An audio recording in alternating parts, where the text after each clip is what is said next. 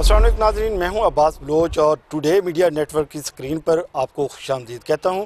नाज़रीन, इस वक्त मैं मौजूद हूं Punjab college girls campus Bhakkar में। इस कैंपस की बच्चियों ने तारीख रकम की और ज़िला भक्कर में पहली बार तीनों पोजीशनें सरगोदा बोर्ड की उन्होंने हासिल की हैं और विक्ट्री स्टैंड पर किसी भी दूसरे इदारे को मौका नहीं दिया उन्होंने अपने साथ आने के लिए। मैं आपकी मुलाकात करवाऊँगा ऐशा नवाज से, जिसने 100% मार्क्स हासिल किए हैं इम्तहानात में, और वो भी हमारे साथ मालूम होंगी। उसके साथ साथ विक्ट्री स्टैंड पर आने वाली बाकी दो बच्चियों पर से भी आपकी मुलाकात करवाएंगे। तो आइए चलते हैं उन बच्चियों के पास और उनसे जानते हैं कि उन्होंने ये कारनामा कैसे अंजाम दिया और कैसे इसमें इस मकाम तक पहुँची हैं। तो आइए, सबसे पहले हम बात करेंगे तीसरी पोजीशन हासिल करने वाली अनम से। वो क्या कहती हैं इस पोजीशन पर आने पर। अनम, आप कैसा फील कर रही हैं इस वक्त? ये आपने तीसरी पोजीशन हासिल की है बोर्ड में, कैसा लग रहा है आपको? जी, मैं बहुत ज़्यादा खुश हूँ और सबसे पहले तो मैं अल्लाह ताला का शुक्र अदा करती हूँ कि उन्होंने मुझे इतने बड़े एजाज़ से नवाजा। उसके बाद मैं अपने पेरेंट्स और टीचर्स का शुक्रिया अदा करती हूँ कि उन्होंने मुझे सपोर्ट किया, उन्होंने मुझ पर बिलीव किया और मेरी उनकी दुआओं का ये असर है कि मैं आज मुझे ये पोजीशन और ये कामयाबी हासिल हुई। जी, नाज़रीन, अनम की बात सुनी और हमारे साथ हैं बोर्ड में दूसरी पोजीशन हासिल करने वाली अकीला रुबाब। उनसे भी जानते हैं कि उन्होंने ये पोजीशन कैसे हासिल की और असातिज़ा कैसे पढ़ाते रहे उनको, और वालिदैन के उनकी क्या ख्वाहिश थी और वो क्या बनना चाहती हैं। अकीला, क्या समझती हैं आप कि आपने दूसरी पोजीशन हासिल की है, आपको पहली पोजीशन पर होना चाहिए था, या आपके वालिदैन का कोई नाराज़गी का इजहार किया उन्होंने कि आप दूसरी पोजीशन पर क्यों आई? नहीं, अल्लाह ताला का बहुत शुक्र है और मैं यहाँ पे सेकंड पोजीशन पे लाइक कर रही हूँ। 1098 मार्क्स बहुत अच्छे मार्क्स हैं। मेरे पेरेंट्स बहुत खुश हैं और टीचर्स की सपोर्ट बहुत ज़्यादा थी।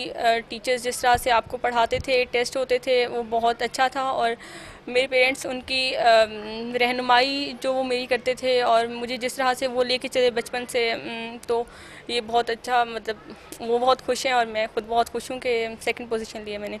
अच्छा, ये बताएं, सरगोदा बोर्ड में आपने सेकंड पोजीशन लिया है, बहुत अच्छे मार्क्स लिए हैं, तो नेक्स्ट आपका क्या इरादा है? आप क्या बनना चाहती हैं? नेक्स्ट MBBS करना चाहूँगी, डॉक्टर बनना चाहूँगी। It's my am from childhood. अच्छा, आपका ताल्लुक कहाँ से है? भक्कर सिटी से है या कहीं बाहर से, किसी दूर से आती हैं आप? भक्कर सिटी से ही है। अच्छा, तो ये बताएं कि आप सिर्फ पढ़ती रहती हैं या कोई वालदा के साथ काम भी करती हैं, उनके साथ जैसे खाना पकाना या इस तरह मुख्तलिफ काम होते हैं घर के? काम असल में मेरी मामा जो हैं वो हमें कहती हैं कि पढ़ो, वो हमें काम नहीं करने दी। वो कहती हैं कि हम अगर करें तो वो कहती हैं कि आप पढ़ो अपना, मतलब वो बचपन से ही हमें पढ़ाई की तरफ उनका ये था कि मोटिव ये था कि आप पढ़ो, अपने बच्चों को पढ़ाना, उनको एजुकेशन देना, अच्छी एजुकेशन देना, उनका एम ये था। और अगर काम हम लोग अपनी मर्ज़ी से करें तो कर लेते हैं, लेकिन वो कहती हैं कि आप पढ़ो उनका। तो पंजाब कॉलेज के अलावा आप अकेडमी भी ज्वाइन की होगी, तो कहाँ पे आप पढ़ती रही हैं? अकेडमी का आपका वो क्या था सेशन? कॉलेज के अलावा मैं किसी एकेडमी नहीं जाती थी। सेकंड टाइम को एकेडमी सेल्फ स्टडी को, मतलब वो मेरा फर्स्ट, आप कहें कि मोटिव था कि यानी फर्स्ट जो थी मेरी प्रायोरिटी वो ये था कि मैं सेल्फ स्टडी करूं। तो मैं एकेडमी नहीं जाती थी, ज़रूरत ही नहीं होती थी कॉलेज के बाद एकेडमी की। सेल्फ स्टडी और याद करना और ये सब कुछ ऐसे होता। तो आप अपनी इस कामयाबी का क्रेडिट किसको देंगे? क्रेडिट मेरे टीचर्स और मेरे पेरेंट्स। बहुत शुक्रिया। अब बात सुनिए आपने अकीला रुबाब की, हमारे साथ मौजूद हैं यहाँ पर आयशा नवाज़। यकीनन ये नाम बहुत फेमस हो चुका है, यहाँ के बच्चे बच्चे को ये नाम याद हो चुका है। बच्चों को नहीं बल्कि बच्चे बूढ़े जवान सब ये नाम बड़े फ़ख्र से नाम ये ले रहे हैं, भक्कर के लोग ख़ास तौर पर, क्योंकि तारीख़ में ऐसा पहली बार हुआ है भक्कर की तारीख़ में कि किसी भी तालबा ने, किसी भी तालिब इल्म ने 100 में से 100% मार्क्स लिए हैं। 1100 नंबर लेने वाली सरगोदा बोर्ड में से आयशा नवाज़ हमारे साथ मौजूद हैं, उनसे भी बात करते हैं वो क्या कहती हैं। आयशा, कैसा लगा आपको जब आपको ये पता चला कि आपने 1100 नंबर लिए और क्या रिएक्शन था आपका? मैं देखिए, कामयाबी या अचीवमेंट जो आपकी होती है वो तो आपको हमेशा खुशी देती है। उम्मीद तो थी कि बहुत अच्छा रिजल्ट आएगा, लेकिन जब 1100 में से 1100 देखे तो मैं भी रो रही थी और मेरी अम्मी भी रो रही थी और खुशी के आंसू थे और हम अल्लाह ताला का शुक्र अदा कर रहे थे। मेरे वालिद साहब हमेशा मुझे कहते थे कि आयशा बेटा तुम मेहनत करती हो, इस कदर अल्लाह ताला पे यकीन भी रखो, और उनको हमेशा से मुझ पर भरोसा था कि मैं यकीनन कुछ ना कुछ करूँगी। जैसा कि मैंने 8th में भी पंजाब में सेकेंड पोजीशन ली है, मैट्रिक में भी मैंने पोजीशन लिया, तो उनको हमेशा से मुझ पर यकीन था कि मैं FSC में भी यकीनन बहुत अच्छे मार्क्स हासिल करूँगी। तो आप इसका क्रेडिट किसको देती हैं? आप क्या समझती हैं कि ये जो आपने मार्क्स लिए हैं इसमें आपके वालिदैन का हाथ था, आपकी ज़ाती पढ़ाई थी, या किसी एकेडमी का असर था, जब पंजाब कॉलेज का जो डिसिप्लिन है, यहाँ पर जो एकेडमिक लेवल है, उसकी वजह से? आई थिंक कामयाबी जो है आपकी अकेली मेहनत का फल कभी भी नहीं होती। इसमें बहुत से फैक्टर्स होते हैं। इंसान अपनी तरफ से बेहतर करने की कोशिश तो बहुत करता है, लेकिन जब तक अल्लाह ताला का फजल और अल्लाह ताला की रहमत उसमें शामिल ना हो तो आप कामयाब नहीं हो सकते। तो अल्लाह ताला ने दुआएं सुनी। उसके साथ साथ मेहनत के साथ साथ आपको गाइडेंस की भी बहुत ज़रूरत होती है। तो PGC में जिस तरह हमें गाइड किया जाता था स्ट्रेस के हवाले से, टाइम मैनेजमेंट के हवाले से और पेपर अटेम्पशन के हवाले से, और कि आप इस तरह पढ़ें, और कोविड में जैसे इन्होंने हमें सपोर्ट किया तो वो आउटस्टैंडिंग उसी वजह से मैं समझती हूँ कि मैं इस मकाम पर हूँ। कोविड की वजह से जब लॉकडाउन हो गया तो काफ़ी टेंशन हो गई थी भक्कर में, और यही समझा जा रहा था कि अब हम घरों में रह जाएंगे। लेकिन PGC ने अपने ऑनलाइन लेक्चर्स का आगाज़ किया, यूट्यूब पे लेक्चर्स अपलोड कर दिए जाते थे, हमारी अटेंडेंस ली जाती थी। फिर हमारा टेस्ट सेशन लॉकडाउन में भी चलता रहा। हमें टेस्ट हमारे वो व्हाट्सएप ग्रुप्स में दे दिए जाते थे, हम अपना सबमिट करके इधर भेजते थे, रिज़ल्ट हमारा डिस्प्ले किया जाता था। तो हमें किसी भी तरीके से महसूस नहीं हुआ कि हमारी तालीम रुक गई है या इसको कोई नुकसान पहुँचा है। मतलब ये है कि पंजाब कॉलेज ने आपका पीछा नहीं छोड़ा। पंजाब कॉलेज ये नहीं कहा कि आप जो आराम से बैठ जाएं, लॉकडाउन है और कोविड है और आप बस घर में पड़े हैं। पंजाब कॉलेज आखिर तक हमारे साथ चला है, हम ये कह सकते हैं। तो आपके वालिदैन क्या चाहते हैं कि आप नेक्स्ट क्या करें इसमें? मेरे पेरेंट्स भी यही चाहते हैं, मेरी भी बचपन से यही ख्वाहिश है कि मैं MBBS करूं और डॉक्टर बनूं, और भक्कर में स्पेशली कोई फ्री कैंप या इस तरह का कुछ इस्टेब्लिश करूं ताकि जो लोग इलाज अफोर्ड नहीं कर सकते या जो डॉक्टर्स की बार बार अपना चेकअप नहीं जा सकते तो उनको बहुत सहूलत हो। तो मेरे भाई भी MBBS कर रहे हैं, तो मैं मेरे भाई हम मिल के एक हॉस्पिटल इस्टेब्लिश करेंगे। अच्छा, ये बताएं कि आपकी वालदा आपको जैसे लॉकडाउन था या वैसे घर में काम काज तो करवाती होंगी, कहती होंगी बेटा ये क्या सारा दिन पढ़ती रहती है और इधर किचन में आओ हेल्प करो, इस टाइप की क्या मतलब आपको बातें सुननी पड़ती?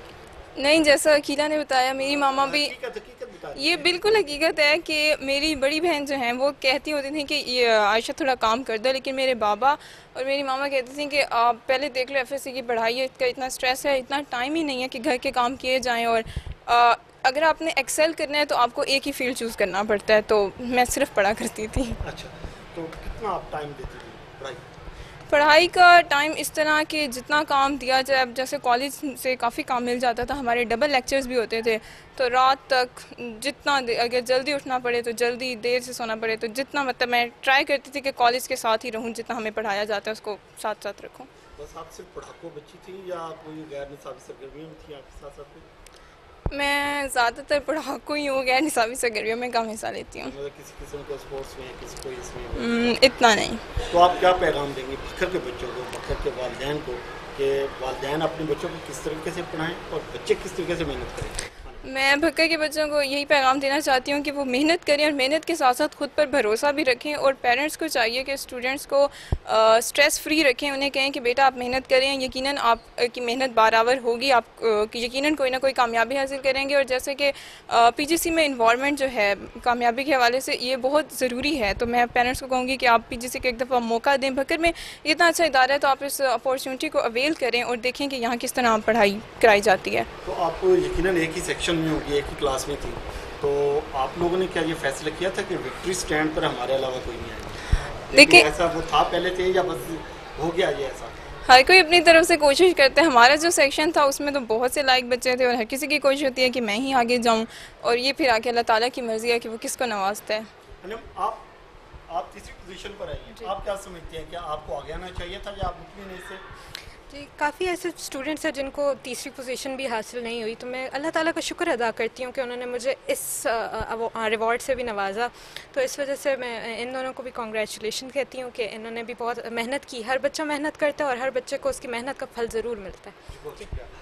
जी, बात सुनिए आपने इन होनहार बेटियों की, और उनका यही कहना था। और मैं ये कहना चाहूँगा कि जैसे कि आयशा ने अपने एक पैगाम में कहा है कि वालिदैन उन अपने बच्चों को सपोर्ट करें और उन्हें बिल्कुल किसी स्ट्रेस में ना आने दें और उनकी ज़्यादा से ज़्यादा रहनुमाई करें। और उसके साथ साथ उन्हें बच्चों के लिए जो पैगाम दिया वो यही दिया है कि वो ऐसा मत सोचें कि वो इस स्टेज पर नहीं आ सकते। मेहनत करें और अपने कॉलेज को अपने असातिज़ा के साथ मिलकर आगे बढ़ें ताकि वो भी इस तरह के ऊंचे मकाम तक पहुँच सकें।